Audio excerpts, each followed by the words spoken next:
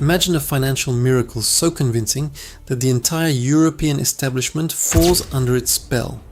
This was not a back alley scam, but a corporate titan built on a mountain of digital lies. The story begins in the late 90s, in the affluent suburbs of Munich. A startup emerged from the dot-com boom, navigating the murky waters of online transactions and digital payments. In those early days, traditional banks shunned high-risk sectors. This company found its lifeblood processing payments for online gambling and adult entertainment, charging premium fees for the shadow economy. To shed this unsavory reputation, the company needed a visionary. A charismatic Austrian consultant took the reins as chief executive officer, promising to transform a gritty processor into a respectable technology giant. He envisioned a future where cash was obsolete. Under his leadership, the firm aggressively expanded, acquiring smaller companies globally and pivoting to become Europe's answer to Silicon Valley payment pioneers. Beside him stood his chief operating officer, a shadowy figure with a taste for espionage. Together, they constructed a narrative of relentless, exponential growth that absolutely captivated global investors. To understand the deception, one must understand the mechanics of digital payments. Whenever a consumer swipes a card or clicks buy, a complex network of processors instantly moves the money. As the company expanded into Asia, it claimed it lacked necessary banking licenses. Therefore, it relied on a network of external partners known as third-party acquirers to process transactions abroad. These supposed partners operated in Dubai, Singapore, and the Philippines. The company claimed these external firms handled the bulk of their Asian business, generating massive revenues and astronomical profit margins.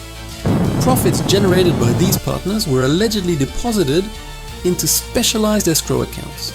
Investors were told that billions of euros sat safely in Asia, serving as the company's massive financial war chest. This mechanism was the perfect black box. Because transactions happened through third parties in distant jurisdictions, verifying the actual flow of money became incredibly difficult for outside observers and traditional auditors. The financial world bought the illusion entirely. The company's stock soared, making it one of the most valuable enterprises in Germany, a crowning achievement of European technology that defied economic gravity. But cracks in the flawless facade soon began to appear. Skeptical analysts and short sellers started noticing that reported profits rarely matched the cash flow generated by its core European operations. The first undeniable alarm sounded when a brave whistleblower inside the Singapore office leaked internal documents. These papers revealed a chaotic culture of backdated contracts, forged signatures, and fabricated digital transactions. Investigative journalists at the Financial Times began to piece together this complex puzzle. If you value the kind of independent journalism that exposes hidden truths, please consider subscribing to support our channel. The lead reporter published a series of damning articles exposing the hollow nature of the Asian partnerships. He visited the registered addresses of these massive acquirers, finding only empty offices and bewildered families.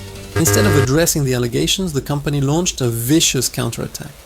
They accused the reporters of colluding with malicious short sellers to manipulate the stock market and destroy a European corporate champion. The corporate executives deployed high-priced lawyers, aggressive public relations firms, and former intelligence agents. They hacked email accounts, stalked journalists, and initiated massive smear campaigns to bury the impending truth. The intimidation tactics worked perfectly on the German regulatory authorities.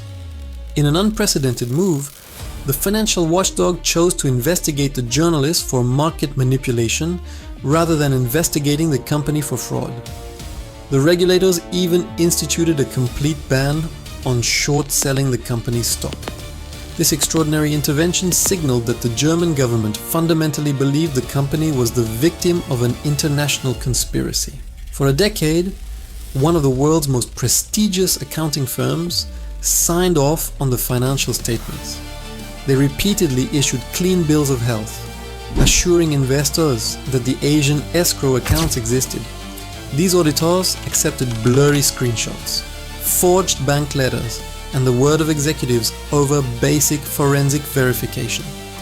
They failed to independently verify the cash balances with the Asian banks directly. As public pressure reached a boiling point, the company's supervisory board was forced to act.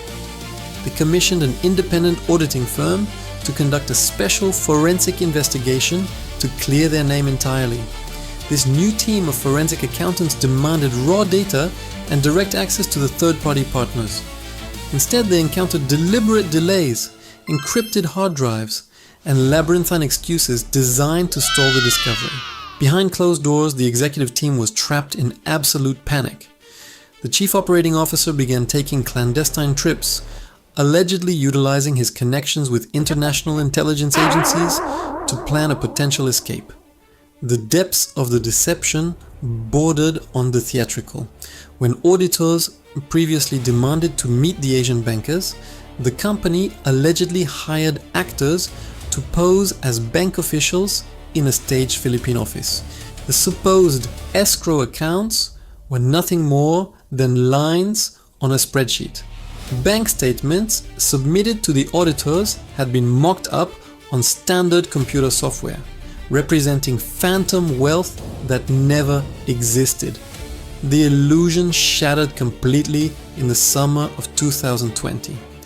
The Philippine banks officially announced that the documents were forged and they had never held any funds belonging to the payment processor. The company was forced to issue a catastrophic market update. They admitted that nearly 2 billion euros, a quarter of their entire balance sheet, simply did not exist and likely never had. The immediate aftermath was swift and brutal. The company's stock price evaporated overnight, plunging towards zero and wiping out billions of euros in market capitalization in a matter of frantic, chaotic hours. The chief executive officer resigned and was promptly arrested, vehemently denying any personal knowledge of the massive fraud. Meanwhile, his enigmatic chief operating officer boarded a private jet and vanished from public view. He fled through Eastern Europe, eventually finding sanctuary under the protection of foreign intelligence services. He remains one of the world's most wanted fugitives, leaving behind devastated investors and humiliated financial regulators. The collapse sent shockwaves through the global financial system.